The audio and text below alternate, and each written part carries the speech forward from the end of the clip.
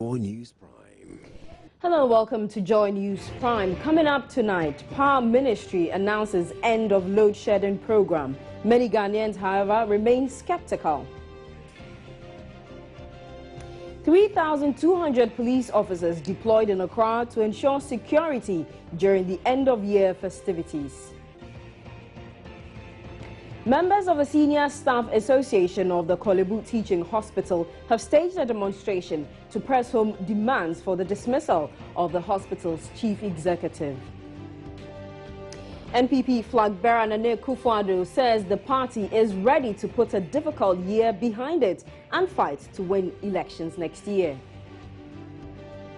And American comedian Bill Cosby is charged with indecent assault in Pennsylvania. We also have business, sports and entertainment coming up over the next 60 minutes. My name is Francisca Kakra-Forson. Stay tuned.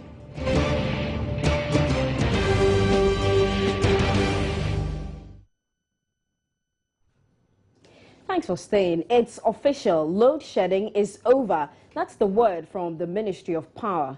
In a statement released in Accra today, the ministry assured that it will continue to pursue policies and programs to consolidate the gains so far made in the generation and transmission of electricity for the country. Now, mind you, the Power Minister, Kwabena Donkor, has been at pains recently to differentiate between load shedding and what he describes as localized power outages. We'll look at that shortly. But first, what do Ghanaians make of the announcement that load shedding has ended?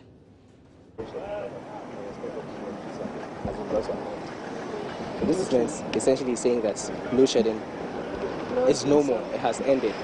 Do you think this is true in your area? How has the power situation been? Okay, actually on 25th December we had no lights. It's Christmas Day. I see, but afterwards till today your light has not gone out? No, till today I think it's been okay. So you think that load shedding? No, it's just it's Christmas, so probably it will be there for some time till New Year, and then we just go back to doom. So that's why I think. I think so, because even I've experienced it yesterday night. I get light off since the morning from 6 a.m. It's not yet in, so I don't think the load shedding have ended. There's still load shedding in the system, so they should do something about it. Okay. Seriously, because my wife is a beautician.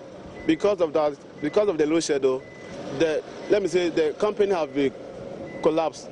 I'm also a taxi driver. Look at all these things. From 25th to today, we get light. I don't know the future, but we pray. Then the thing go like this. We don't need light off. You don't think the load shedding has ended? No. Why do you say that? Because in our area, I stay at Buchi. During the Christmas, the light will become on around 1 hour, then the 30 minutes that they need to go off. Sometimes on and off, it's come on and off, and so I don't think the load shedding will end. Yeah, for the past 1 week, we've not experienced, light out. And I hope that, it continues. That's all I can say for now. So in light of that, you think the load shedding has ended? I can't say it has ended. All I can say is that for the past week, we've not had a light out. It happened last year. For the Xmas festivity, light was on, and after the Xmas, it went off.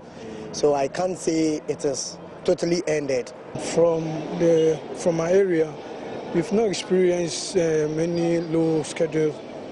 Right from I think from last week to up to date, we've not experienced any low schedules. So I would say that they are doing well. I can't say that they are going to put an end to it, but I can say that right from the perspective of my area, I can say that they are doing very well. I think so, because it's not true. It's not true, sir. It's not true. That's the statement. They always say it, but it's not true. I don't think so. Okay. Maybe unless on their mind, but for me, I don't think that is true. Maybe the way the light is going off and this, it may be just a little soft, but not. But in your area, especially during this festive season, did you experience any power outages? No. even if there is light off within 1 hour. So there's been a great improvement. Now, looking at that, wouldn't you say that the load shedding has ended as a result of that? We pray so. But you don't believe it? I don't believe it, but we will be praying. Well, joining me in the studio now is my colleague from the Energy Desk here at Joy News, Francis Aban. Francis, good evening to you. Good evening, Francisco. And welcome. Thank you. First of all, did it come to you as a surprise, a statement from the Power Ministry that load shedding has ended? No, considering the correspondence we've had over the past 24 hours, it was expected that government would release a statement today indicating that load shedding was over. Yesterday, you would recall that a Ghana Grid company granted us an interview and explained that the current power they are generating from VRA and the other independent power producers was meeting the demands of the country. But they weren't categorical. In saying that load shedding, yes, indeed, I asked Mr. Amuna and he made it clear that saying load shedding has ended is quite far-fetched. Those were his words. But today in the statement, it was clear. They're saying that in view of the work they've done and the fact that they've not shed any load for the past 1 week, load shedding in their view has officially ended. Now, you just heard the voices we played or the people we spoke to. There's a lot of doubt from the audience there. But what are we to make of this distinction the Power Minister has tried to make between load shedding and so-called localized power outages? Should people care about the vocabulary, or it's just light they want? I think for many, it's been about having uninterrupted power supply. That's been the call by many. It's not about lights going off for 2 minutes or 5 minutes. No, it's been about this persistent 24 hours of no light or more than 24 hours of no light, and then you have 12 hours of light. For everyone who's listening to this news, all they care about is that they get uninterrupted power supply. But again, the Power Minister has, as you said, has been at pains to explain the difference. We've had, and if you look at how things have panned out, we've had an intensified load shedding for the past 3 years, almost 4 years now.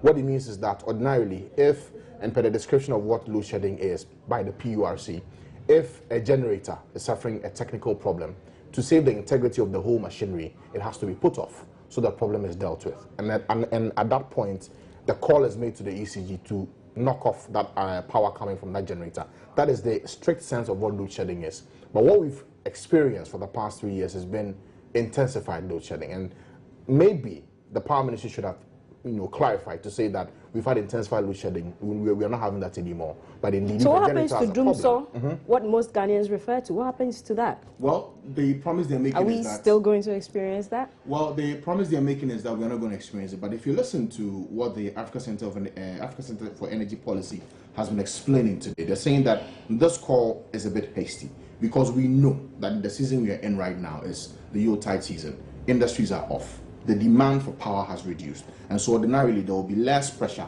on the power generators to produce the power we do require.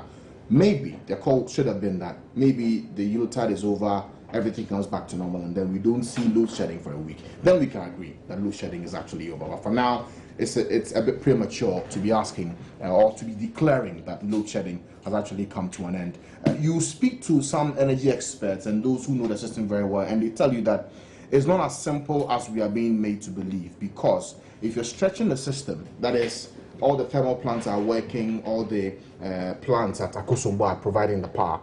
In engineering, anything is possible. Anything can trip a generator for it to go off, and then we're back to square one. So yes, the announcement has been made, but there's a lot of skepticism in there. Earlier in the year, some Ghanaians went on a vigil in protest against, the incessant power outages with the hashtag Dumso must stop. Can you gauge the mood of those people? Because we have this statement from the Power Minister, and there's nothing about Dumso. They're talking about load shedding ending, and they've got, there's a whole English language lesson about load shedding. For those who are talking about Dumso must stop, who know how they feel when they sleep in the night without lights, businesses that collapse, everybody talked about Dumso. What's their mood to this statement? It's all doubt. They are all adopting a certain wait-and-see attitude. They don't believe it at first hand, but they say that if you are declaring that load shedding is over or Dumso has stopped, let's see the evidence for the next 1 month, 2 months, 3 months. Any sign of a power outage, and this declaration made by the Power Ministry will come to nothing, really. Earlier, you talked about ASEP's reaction. Yeah. Indeed, we have been speaking to the Executive Director of ASEP, Mohammed Amin Adams, about the Power Ministry's statement. Here's what he had to say. Residential and commercial consumers have been affected. we all have to now pay higher tariffs because more expensive emergency plans have been brought in. We also having to pay more because we didn't manage Akosombo that well. And therefore, even though we are announcing an end to load shedding, we are still not using Akosombo to the optimal, which means that the future is even brighter when the levels of rain, water is increased, and therefore Akosombo being brought to optimal performance. And so it must be good news for everybody. But you see, it is important for us to put the statement in perspective. The statement itself is not explanatory. It doesn't provide details. What I think, putting this statement in perspective, is that the announcement is an end to the 4-year load shedding we have gone through, but not load shedding as a phenomenon, because load shedding as a phenomenon is not going to end. Why do you think so? It won't end now in 5 years, it won't end now in 10 years. Why? Because let's look at what load shedding means according to PUR's legislative instrument 1816. That load shedding is the partial or total disruption of supply to customers caused by the supplier as the supplier may deem necessary to ensure safety of personnel, equipment, and system integrity. That's the definition of load shedding. Now, Regulation 17.1 of the LI says that load shedding is possible under the following circumstances. A, when demand is likely to exceed supply as a result of a forced outage of a generating unit. And as I speak to you, we can have a forced outage of any of our generating units any time from now.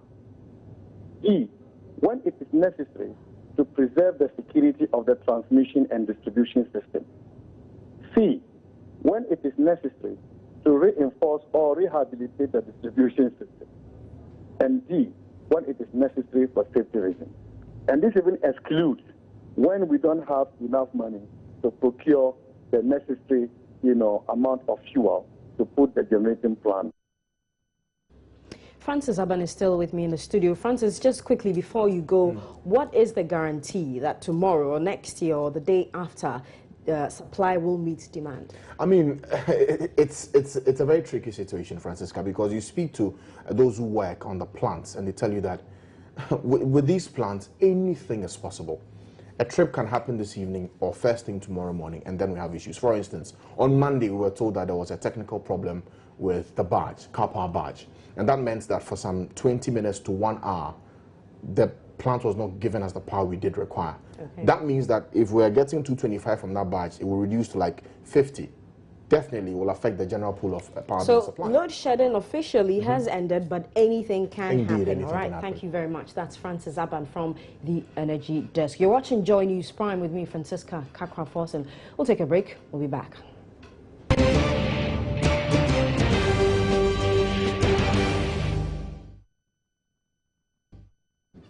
More than 3,000 police officers are being deployed in Accra to maintain peace and security during the end-of-year festivities. Regional Commander DCOP George Akofo-Dampare says officers have been instructed to focus on 5 key areas.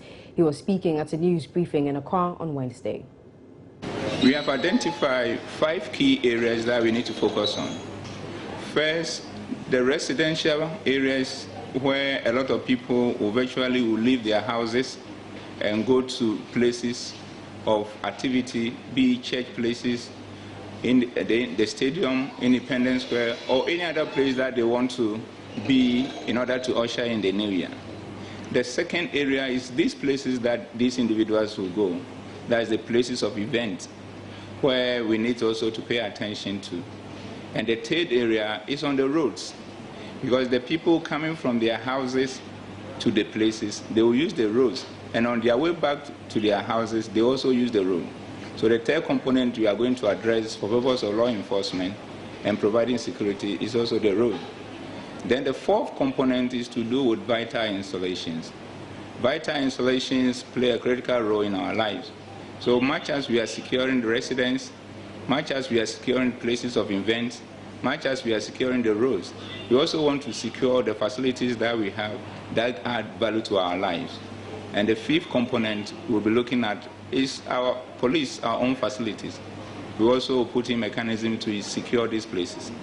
So we want to assure all and sundry that the Police Regional Command is deploying 3,200 personnel to undertake this exercise of one, ensuring that there is comprehensive day and night patrol during the 31st and on the 1st that we are going to usher in. There is also sufficient people on the road to manage traffic, and also checkpoints to also interrogate drivers to find out that they are not drinking under the influence of alcohol or any substance that will lead to causing of accident. And also, we are also putting people at the various locations where events are taking place. And there are other arrangements that we put in place, which the nature of it is said that we cannot share with the public because they are very confidential security arrangements. And we want to assure you that when we put all these together, we are going to have a very peaceful, quiet 31st night and a new year that will usher in. President John Mahama has announced government's plans to acquire more equipment for the Ghana National Fire Service. Speaking at an end-of-year gathering for the officers in Accra, President Mahama also promised to increase the service vehicle fleet to prevent officers from commuting in fire tenders. Since we came into government, we have done quite a lot to re-equip the fire service. And I think that over the last 3 or 4 years, we've undertaken the largest single, biggest re-equipping of the fire service ever in the history of Ghana. And it shows what Ghanaians can do when they have the right tools to work. Today, we have a lot of fire tenders. We've purchased, I think, over the last few years, about 232 fire tenders. And that means that almost as many districts as possible in the countries, in our country, have fire units. Indeed, if you look at West Africa, Ghana has the largest fire tender per capita in the whole of West Africa. In addition, but for the Ghana Fire Service, June 3rd would have been a completely different story. I mean, to have had that twin disaster of water mixed with petroleum, on fire, and to have been able to contain it and, put it off. Many more people would have died but for your intervention. And so, again, on behalf of a grateful nation, you deserve to have a big applause for yourselves. We're still expecting a few fire tenders. I think another 24 are coming very soon. I hear there are still at least 50 political districts that do not have fully serviced fire tenders. And so when the 24 come, I'm sure we'll be able to reduce the number of political districts that do not have fire cover. Our intention is to have fire cover all over the country, no matter where you are. There are new developments, and your Chief Fire Officer has kept raising them in the National Security Council. And one of those he has kept raising is the issue of high-rise buildings. Now we have high-rise buildings that go as much as 25 floors. And I'm told that our highest hydraulic ladder goes only 6 floors. And so we need to get ladders that can go much higher in the event that there are fires in these high-rise buildings. And so it's something that we've taken note of in the National Security Council, and we'll work with you to procure it as soon as possible. Members of the Senior Staff Association at the Kolebu Teaching Hospital have staged a protest to press home their demands for the dismissal of the hospital's chief executive. This follows a vote of no confidence they passed earlier in December in the CEO, Gilbert Buckle. Michaela Richter Anderson has more. Clad in red arm and headbands, members of the Kolebu Hospital Senior Staff Association chanted war songs on the premises of Ghana's largest hospital.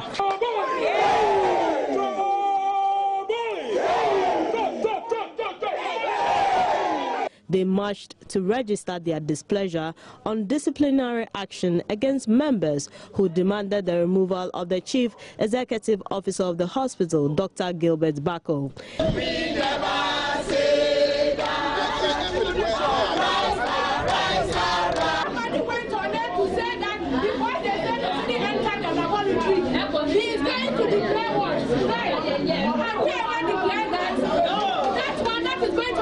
people's lives. That's why people are appreciating it. We are sick and tired of those intimidations. This is Kolebu where we work. No matter what your political status, and that is we know it. We are here working. Kolebu is made for every Ghanaian. So we will fight and fight and fight until we see that Kolebu is in the position. The association is accusing the CEO of non-performance and misappropriating internally generated funds, and therefore wants the Health Ministry to launch investigations into payments of judgment debt to some staff. Our IGF must be used judiciously. Our IGF must be managed prudently for the betterment of Kolebu, for the betterment of our country, for the betterment of Ghana.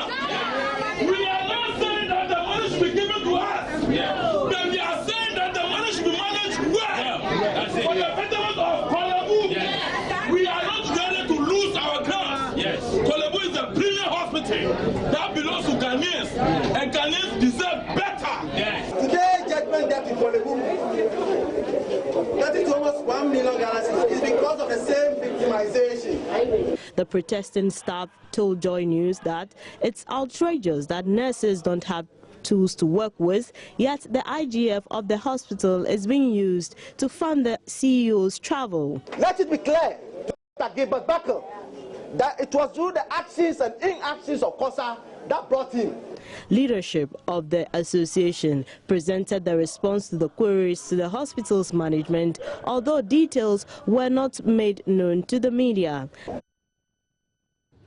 The Ghana Medical Association is demanding a strict implementation of the agreement it reached with government on conditions of service for public sector doctors.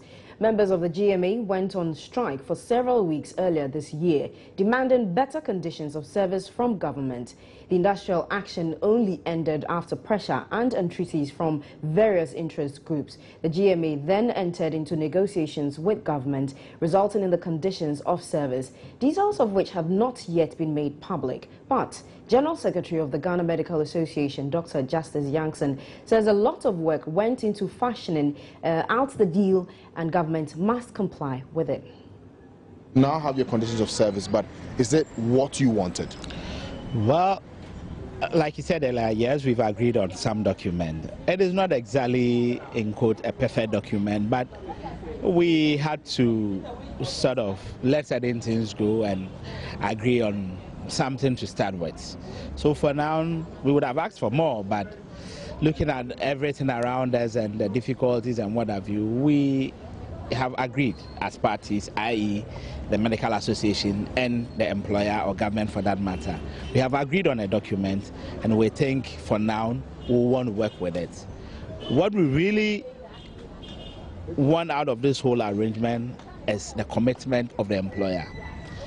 There have been so many instances in this country where professionals have signed documents with the employer, it gets to implementation and there's a problem. We don't want anything of that nature to happen. We took the pains to go through everything with the Ministry of Finance. They accepted the final bits. They worked out all their modalities, their scenarios before we even signed onto the document. So we don't expect implementation to be something that will also take us back onto where we came from. And it's interesting you make that point, because listening to the 2016 budget presentation by the Finance Minister, Setekme, he indicated, and we've heard already, that there have been some cuts for the Health Ministry's budget. Does this in any way indicate that things could go wrong for you? Well, not exactly. You know, there was a compensation portion for the bigger budget for the Ministry of Health, and we expect all these things to be part of the compensation. And if it's not, and it's been cut? Well, it's not about being cut. For us, the most important thing is we are going to play our part of the bargain. As and when the liabilities or the obligations that government has to discharge falls due, we expect that it should be done as we've all agreed. And if it's not? Well, when we get there, we'll cross that bridge. But we don't want any rancor anymore. And if we are pushed, well, the association will meet, we'll look at the scenarios, and whatever membership wants is what will prevail. Okay. You're still watching Joy News Prime on your multi-TV. Coming up next is business. Welcome back. Now, government is unlikely to push for a reduction or reversal of recent hikes in utility tariffs. Instead, according to Employment and Labour Relations Minister Haruna Idrisu, government will look for other ways to meet the demands of labour unions, which have kicked against the hikes. Here's a Business Desk report. The Public Utilities Regulatory Commission, PURC, some days ago approved about 60% hike in electricity tariffs and over 67% in water tariffs. The hikes have been criticized by the Trades Union Congress and other labor unions as unfair to the plight of the Ghanaian worker. But Mr. Idrisu says government would meet with organized labor on January 5, but can only suggest other measures of easing the woes of workers. Organized labor is, however, still pushing for a reduction in tariff hikes. Secretary General of the Trades Union Congress, Kofi Asamoah, tells Joy Business Ghanaians deserve better. Cost of living is high, so the expectation is that the appropriate policies and policy framework will have to be looked at to really mitigate the suffering of working people generally. It's the expectation of everybody that the so-called doomsday will come to an end, because consumers, as also industry, is suffering so much. The few industries that we have have been affected seriously. The government has invited us for a meeting, and we are really expected that government will look at the concerns we have raised, all the issues. We've raised the concerns all along that the levels of increase should be reduced.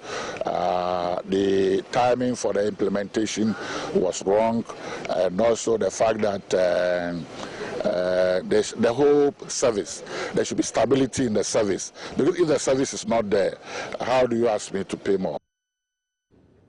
The Fair Wages and Salaries Commission has launched administrative rules and procedures to implement categories 2 and 3 allowances in the public sector. Chief Executive of the Commission, George Smith-Graham, says this move should ultimately reduce agitations on the labour front. We have what we call, as part of the implementation of the single spine pay policy, we are supposed to harmonize and standardize the allowances. The allowances in the public service have not been touched since 2006 because we're going to implement the new pay policy. Now we've concluded the migration of institutions onto the single spine, and we have gotten to the stage where we have to harmonize those allowances. In harmonizing the allowances, we've done that, and now we've gone through the negotiation process to negotiate the allowances. We've done that with the union. And so, for instance, you hear, let's say, a typical example, teachers going on strike, and they say, when you ask, so our transfer grant has not been paid, then you ask yourself, why has the transfer grant not been paid? Probably they transferred more people than their money, their budget can take, and that is why they were struggling to pay. So now we have to make sure that we take them through a certain training for them to know that, look, work within your budget. If you work within your budget and you can transfer 20 based on your budget, just transfer those 20. The public flotation of ADB shares might face some challenges as a result of the timing. That's the fear of a finance and investment lecturer at the University of Ghana Business School, Dr. Lord Mensah.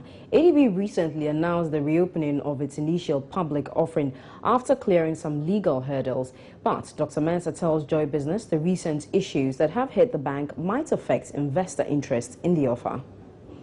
There will be uncertainty. Uncertainty comes as a result of lack of information. The more informed the investor is, the more they can buy into the shares of the ADB. But now they are not informed. They don't have much information. So what do you expect? The uncertainty is there. So we shouldn't expect performance to be those of the existing firms. We're not going to get much response, but let's see what the new year will come up with. Maybe things will change. Looking at the macro environment, looking at the information that people are going to gather as far as this issue is concerned. And then in the end, we expect how investors are going to react. But as of now, with the information that we have, as far as this bank is concerned, we don't expect much from Two U.S. class action lawsuits against Facebook by shareholders alleging it hid growth concerns ahead of its 2012 public listing can now go ahead.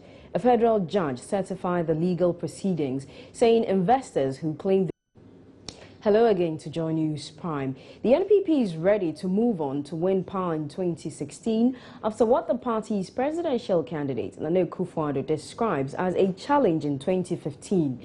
The opposition party was thrown into turmoil this year following the suspension of its national chairman, Paul Afoko, over allegations that he had flouted party regulations. The fallout from that decision resulted in the suspension of two more officials, General Secretary Kwabena Ejapong and second National Vice Chairman Sami Crab. But addressing an end-of-year soiree with the media in Accra, Nana Akufo-Addo said the NPP is ready to use the challenge of 2015 as a stepping stone to victory in next year's general elections. It's not a secret. Our party, we've had a difficult year. The upheavals that have come through, unprecedented action. 3 of our senior national officers have been suspended. It's been a difficult time, and incidents have occurred inside the party.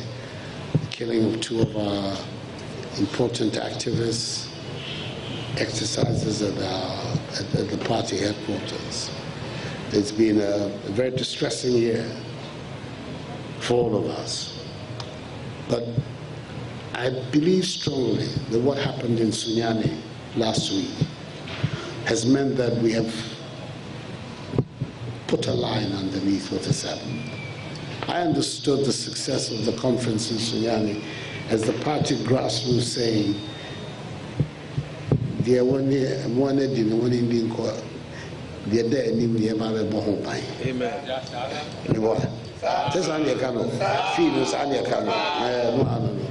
what has happened, regrettable, but it's behind us. Now we're going to be looking in the future. I'm aware that our opponents don't have any other language to tell the people of Ghana, and that there's a problem with the NPP. So they should, by default, be allowed to continue to mismanage the affairs of our country. It's not going to happen that way at all. The NPP is going to be in good shape to fight this election next year. Private lawyer Ace Ankoma is warning 2016 could record the worst election violence if much is not done to curb lawlessness in the country. Looking back on law and order in Ghana in 2015, Mr. Ankoma said revelations of widespread corruption in the Ghanaian judiciary suggested a weakening of the legal systems in the country. Issues affecting law and order of the nation were tested. The law was tested. The institutions that are supposed to maintain law and order were tested. I won't say whether we came out. I won't say that we came out with flying colors, because some of the issues are yet to be resolved. But you could see that the institutions were being tested. The issue of law and order coming up with the judicial bribery and corruption scheme. So the institution of the relevant probes and investigations in line with the Constitution. People thought it was slow. It was a slow process, but it's getting to a certain end. And so I will say that law itself was tested, order was tested. I'm not sure we came up in flying colors. There were areas we did well. There are many, many more areas that we could have done better. Biggest corruption scandal in the judiciary. I mean, judiciary is supposed to execute law and order and ensure there is justice in the country. And if this institution is now taking money and tampering with justice, then we have a big problem. What do you make of the corruption scandal in the judiciary? Well, just to situate it in the chronology, we saw the results of a 2-year investigation in 2015. Okay. So it's not as if it was really bottled in 2015. But it tells us that our institutions are not immune from the corrupting influences that exist. That if gold rusts, what should the rest do? What do the rest of the metals do? And so it brought into sharp focus the fact that we are not there yet. And I'm glad that video came out, and it has given us an opportunity to try to fix the system. Right. It is big, it is huge, it shook the very foundations of this country and this judicial system. But I think that the judiciary will emerge stronger by making sure that those who are wrong are punished and punished appropriately. The judiciary can and will come out of it stronger. But yes, it was a major landmark in 2015. Are you impressed with how small arms have found their way so easily into our system, and most of them pass through our borders? Well, I wouldn't even say small arms. An arm is an arm. It can kill. Look, we have an essential systemic failure. Okay, they just arrested people with 1 million pellets, 1 million cartridges coming into Ghana, right? And he would have come in. But I asked a question about that. If the story is that they had a tip-off that the guy that they were bringing bullets into Ghana, why did they arrest them at the border? Right. Why didn't they follow them into town to see where they were going to put the bullets? Exactly. And find out who ordered it. Because now you catch the person at the border, he doesn't speak, he goes to jail. Whoever ordered it is free. Okay. So sometimes when you say that, you can't understand how we work on these things. But you're right. The proliferation of arms is something we need to look at very carefully. Others say, look, we need to protect ourselves. Armed robbers are invading our homes, stealing our money, manhandling our wives and daughters. We need to protect ourselves. How best do you protect yourself? So people are buying guns under the guise of protecting themselves. Once again, there's law which requires registration of arms. And that if you are registered with if you are arrested with an arm that is not registered, punishment is supposed to come to you. There's a process of yearly renewing your licenses from your guns. Right. How well are we doing it? Because if we did that, we probably will have an idea how many we have here, who is entitled to have it, who is not entitled to have it. But of course, once it's all unregistered, if there's a fight, then everybody goes to bring out the unregistered arm. Because if I have an arm registered to me, I have a Luger 25mm, and a shooting takes place near me, it may be traced directly to me. But if it is not registered, I go use it and nobody's tracing it back to me.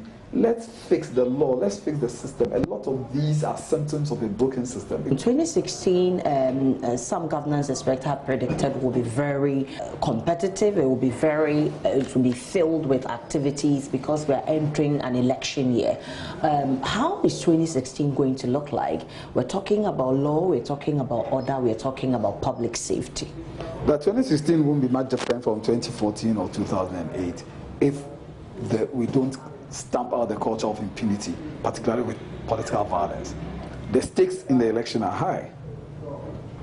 Each of the two parties will do its utmost to win. We ought to have, although the government is considered by one party, we ought to have people who are prepared to make sure the law works. Violence might raise its head. If we deal with it, it will serve as an example and a deterrent. And hopefully deter others from going down the line. If we don't deal with it, it becomes tit for tat. The person who was affected wants to react. The person who did it says, well, we did it this time and got away with it, we'll do it again, and then we'll go down the slippery slope. So let's hope that this time around, we are prepared to make sure the law works. If we do that, 2016 might be better than the previous years. If we don't, it might just mirror the previous election years or even be worse. Let's take another break on Joy News Prime. Don't go away. News now, and hip life musician Wisa made his first appearance in court today to face charges of indecent exposure and sexual assault. The charges stem from a live performance in Accra last week, during which Wisa is seen on video removing from his trouser and pulling out what appears to be his penis. But in a surprising turn of events, Wisa pleaded not guilty to the charges, with his lawyer appearing to suggest that what is seen in the video is not his penis, but rather a prop. This matter is in court, right? And it shall be determined in court, right? And we will display and come to the bottom of this matter in court. So he has pleaded not guilty, and we'll proceed to determine the matter in court. And that's when you can get more to say. But for now, since I'm the lawyer in this matter, I can't practically comment about this matter. That's fine, but an interesting point you made is that, well, this was just an act by an entertainer. Can you explain that to us? Explain. Well, if you run into the definition of arts. It runs from paintings to music to dance to culture to everything artistic, you understand, and it's broad. Okay. So you think that those who are criticizing him certainly do not understand what happened there, you know, the dynamics of entertainment and all that? Listen, I won't let the cat out of anything right now, but I'm saying that we'll deal with this matter in court. And when we come to that conclusion, a lot of revelations shall definitely show up for you to understand. Because what I have up my sleeves and what we know as our defense is something that I can't let out right now. But we are talking about what he said in court, which is now public knowledge. What I said in court, I can't explain deeply. Not go deeply, but make the point that you say that this was simply an act of entertainment. Look, do you know what a doodle is? Yeah, I know. You know what a doodle is? Okay. So, if you know what a doodle is, and you know what you can get from different sex shops all over the world, then you can understand where we're coming from, basically. But I'm not going to talk too much. You are suggesting that this was just a sex toy, not his real penis? Not his real penis. This is a situation where he's come out and he's apologized and all that. Everybody knows that he actually removed the real thing. So this doodle thing that you're... My boss, my brother, okay? What you saw in there, okay, is a perception. He's dissatisfied with the perception that you have. It's a perception. Now, what you saw to you is, or it looks like, can you prove that it was a? So it wasn't? I'm not going to answer that. That's well, you are suggesting that it wasn't a. But I'm never going to answer that question. Well, after the court session, one of Wisa's managers tried to explain what happened on stage, for which they have since issued a public apology. For the apology, right, it's more about the perception of what the society saw. So we'll leave that issue at that. No, hold on. He's apologizing for the perception. What perception? Let me finish what I'm saying, please. You know, ultimately, the bottom line is that as of now, the way things are standing, we don't want to say much in the media. We're just trying to do the right things and let the law take its course. You understand? Wisa came out and said, they asked him so many times in the media, your outfit came and filmed him at the headquarters, asking him, is he ready to face the law? He said he's ready to face the law. So please, what we would only say is that let's just respect the legal system, let's respect the police. He played a song and apologized. Exactly what is he apologizing for? If you listen, have you listened to the song? Yes, I have. What did he say about what he did at the center? He said he mistakenly conquered the center. He mistakenly conquered the center. What does that mean? From the artistic point of view, there's so many explanations that we can put to play. But as I said, right now we don't want to say much because anything we say could be used for or against us. Well, prosecutors in Pennsylvania have filed the first sexual assault charges against U.S. comedian Bill Cosby. Mr. Cosby has been charged with aggravated indecent assault after an investigation involving a former local university. Welcome back. Let's go on social media, Facebook to be precise, and check out what's happening there regarding our top story that the Power Ministry says load shedding has ended. And comments coming in, Abdul Razak says, to me, I think there wasn't any much problem with our lightning system. Even if there is, it has been resolved long ago, but NDC government was waiting to stop the load shedding during election year. Prince Nuruddin says, we want to know the distinction between load shedding and dumso, please, Mr. Kwabna Donko. Michael Saki says, since the Power Minister doesn't accept shedding and dumso are the same, I guess he will say shedding is over, but they are working hard to fix dumso. Brave says, seriously? Dumso has been renamed and redefined, and dumso has been declared dead. It's funny when some of these politicians think Ghanaians can't figure this out. This is not leadership. You can fool some of the people most of the time, but not all the people all the time. Well, before we go, let's take another look at our headlines. And Power Ministry announces end of load shedding program. Many Ghanaians, however, remain skeptical. 3,200 police officers deployed in Accra to ensure security during the end-of-year festivities. Members of the Senior Staff Association of the Kolebu Teaching Hospital have staged a demonstration to press home demands for the dismissal of the hospital's chief executive. NPP flag bearer Nana Akufo-Addo says the party is ready to put a difficult year behind it and fight to win elections next year.